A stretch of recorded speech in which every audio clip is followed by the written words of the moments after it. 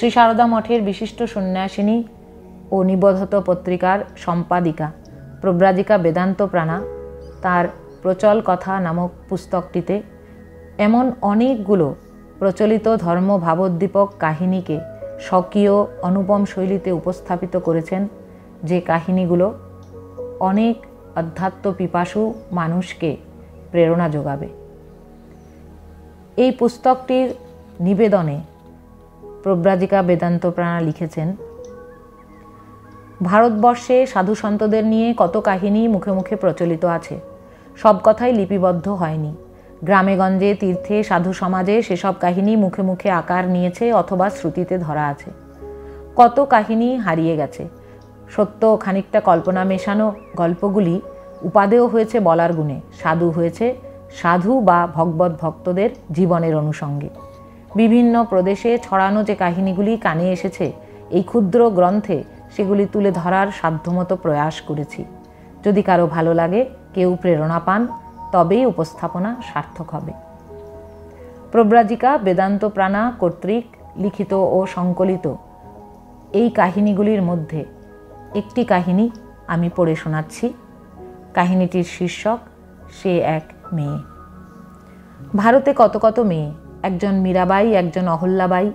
কর্মগুণে তাঁরা সমাজের শ্রদ্ধার পাত্রী হয়ে আছেন, কেউ বা হয়েছেন অধ্যাত্ম জগতের বিরল দৃষ্টান্ত। কিন্তু কত কাহিনী, কত ঘটনা আছে যা লেখাজোখা হয়নি, প্রকাশিত হয়নি জনসমক্ষে। অন্তঃপুরের অন্তরালেই জীবনাবসান হয়েছে কত মহীয়সীর। তাদের নিয়ে ইতিহাস লেখা হয়নি, তাদের জীবন নিয়ে ভাবনা চিন্তার অবসরও হয়নি, বিশেষ করে তাদের যারা অধ্যাত্ম জীবন যাপন করে গেছেন নিঃশব্দে। তেমনই এক কাহিনী। সে ছিল গ্রামের মেয়ে, নাম তার ক্ষমা। নাম রেখেছিলেন তান্ত্রিক সাধক তার বাবা। ক্ষমা তো দেবীর নাম, আর এক দুর্লভ গুণ বিশেষের নির্বাচন। ক্ষমা সুন্দরী তন্নি, মুখটি প্রতিমার আদলে, চুলের ঢাল হাঁটু ছাড়িয়ে, কেশের শোভা দেখে মুগ্ধ হয় চোখ, কিন্তু রংটি কালো। শ্যামা, বাংলার অজগ্রাম। এমন কত মেয়েই তো আছে, কে কার খোঁজ রাখে। সেবার দুর্গাপূজা এসে গেছে। ক্ষমার বাবা মাহারা মেয়েকে বলেন, মা, দেবী পক্ষে লক্ষ দুর্গা নাম জপ করলে দুর্গা দেবী প্রসন্না হন। মেয়ে জিজ্ঞাসা করে, শুধু দুর্গা দুর্গা জপব বাবা?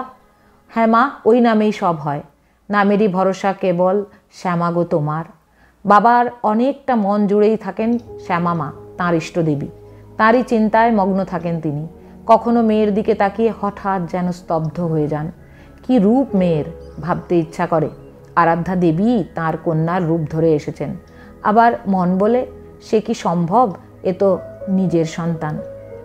ব্রাহ্মণপাড়ায় দুর্গাপূজা সেরে ফিরে দেখেন ছোট মেয়েটা তার জন্য কিছু রান্না করে রেখে রান্নাঘরেই পিঁড়ির ওপর চোখ বুজে বসে আছে, আর মাঝে মাঝে বিড়বিড় করে কি বলছে। বোধহয় মায়ের নাম। পরিশ্রান্ত পিতার আহ্বানে পা ধোয়ার জল আর গামছা নিয়ে সে দাঁড়ায়। তার মন কিন্তু সেখানে নেই।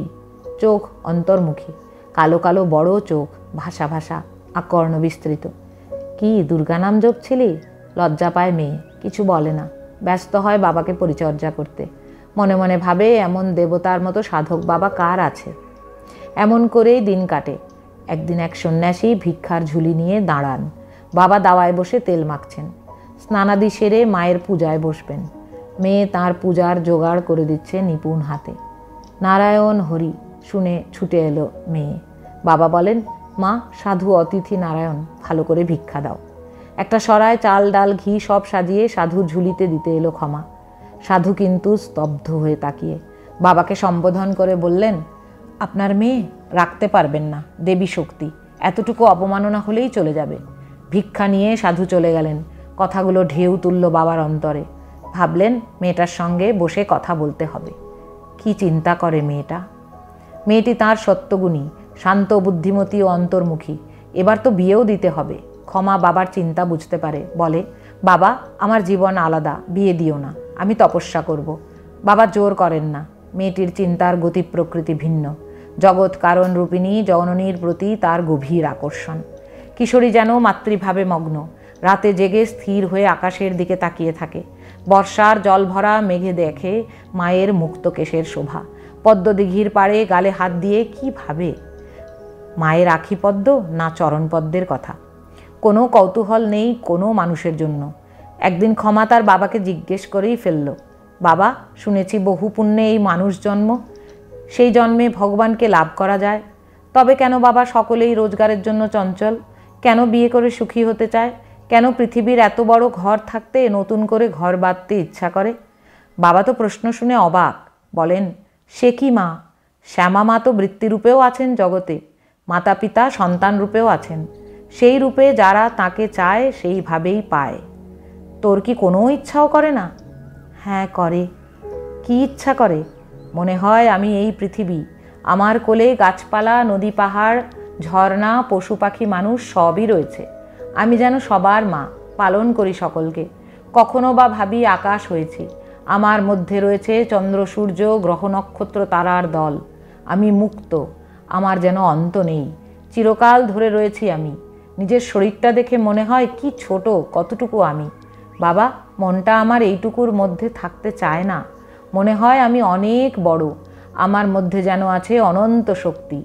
যখনই ভাবি আমি একটা ছোট্ট মেয়ে, তখনই ভীষণ কান্না পায় আমার।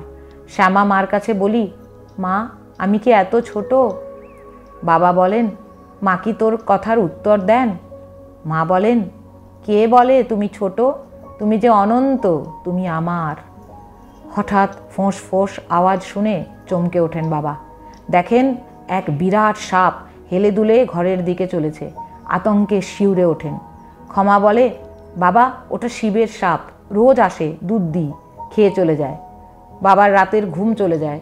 এই মেয়েকে নিয়ে কি করা যায়? বয়স যে অল্প, এর ভবিষ্যৎ কি? এরই মধ্যে একটি ঘটনা ঘটল।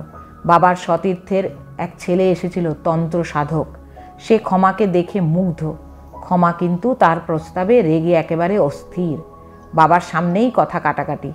ক্ষমা বড় তেজস্বিনী।